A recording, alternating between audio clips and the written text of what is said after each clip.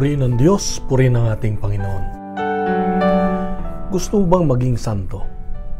Sa Ebanghelyo ngayon, makikita natin na inilahad ni Jesus ang 8 pagpapala, the 8 Beatitudes na tinatawag. Dito ay makikita natin kung ano yung dapat gawin natin o magkaroon tayo upang makasama natin ang Diyos, upang maranasan natin ang Kanyang awa. Kapatid, ang hamon ng Diyos sa iyo at sa akin ay maging santo. Ngayong araw na ito ay pinagdiriwang natin, inaalala natin ang mga taong nagbigay ng buong buhay para sa Diyos.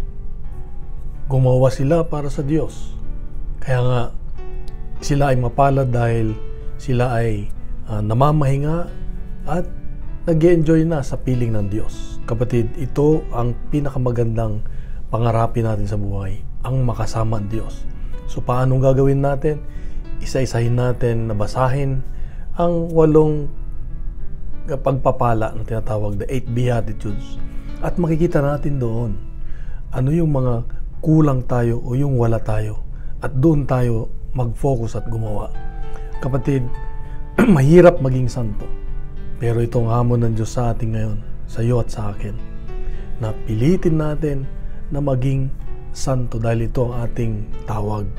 Ito ang ating misyon. Kapatid, sasamahan ka ng Diyos, sasamahan tayo ng Banal na Espiritu Santo, kaya huwag tayong mawala ng pag-asa.